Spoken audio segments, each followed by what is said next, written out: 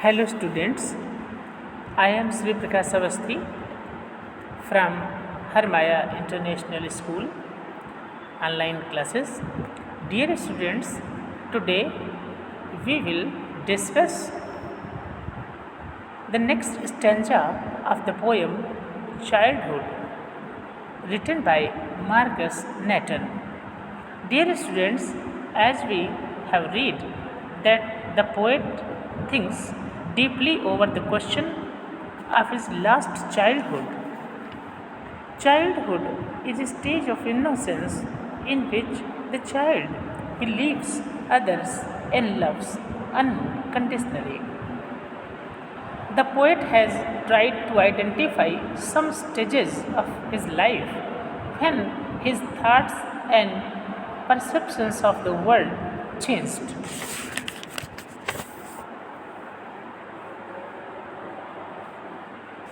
When did my childhood go? Was it when I found my mind was really mine?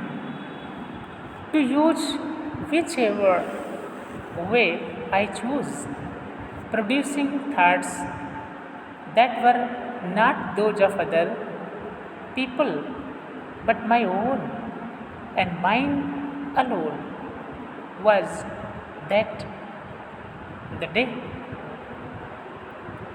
The poet asks the same question again and again, but with different options.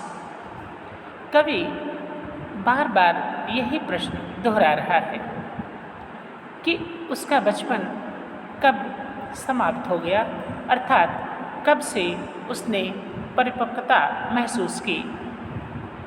यही प्रश्न वो बारंबार दोहरा रहा है, लेकिन हर बार कुछ भिन्न रूपों में।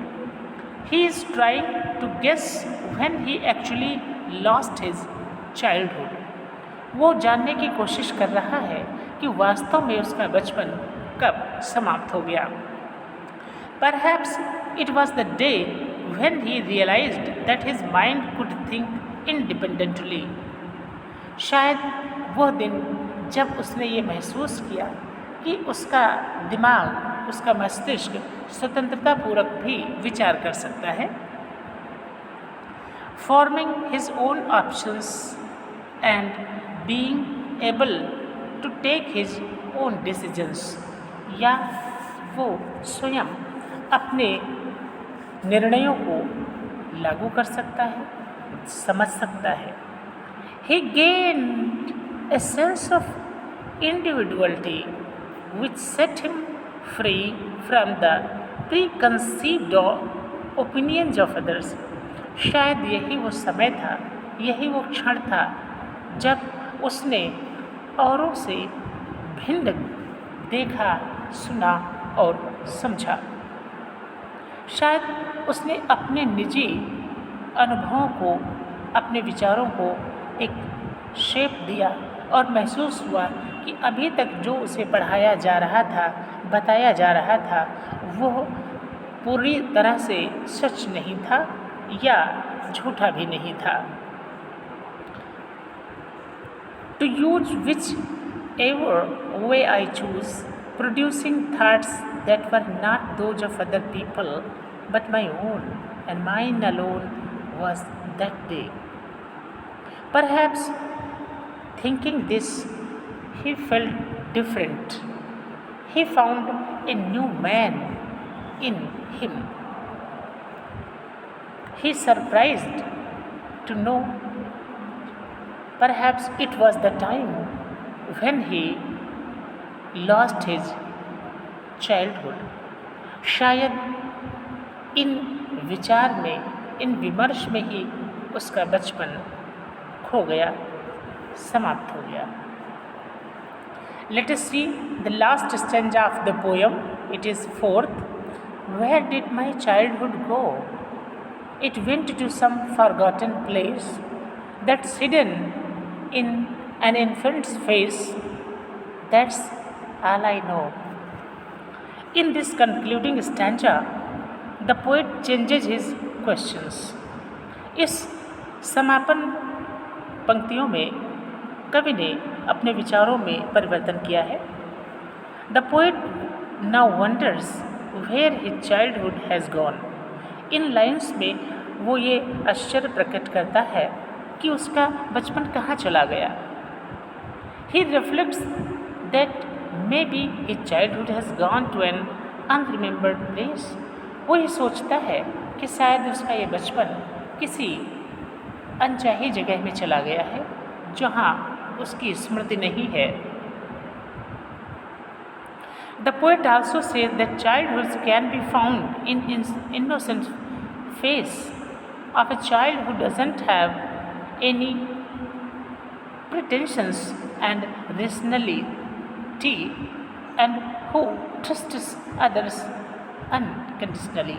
वो सोचता है कि शायद उसका बचपन उन बच्चों के पास चला गया जो अभी तक इतने विकसित नहीं हैं, जिनके अंदर किसी प्रकार का भेदभाव नहीं है, कोई राष्ट्रीयता की वे सीमा में नहीं बंधे हैं, उनके निर्दोष चेहरों के पास चला गया। In other words, we can say a small child is full of innocence and one can find one's own child। वो महसूस करता है कि एक छोटा बच्चा जो पूरी तरह से मासूम है, उसमें कोई भी व्यक्ति अपने बचपन को पा सकता है। इस प्रकार कवि ये अनुमान करता है कि उसने अपने बचपन को खो दिया। कब खोया ये जानने की कोशिश करता है और वे महसूस करता है कि उसका बचपन छोटे और मासूम बच्चों के साथ चला गया है। Dear students, in this way our poem childhood is finished. I hope that all of you have understood it well and I will give you some work. If anybody who doesn't understand the poem or any part of this poem has not understood, so he can contact me. Thank you.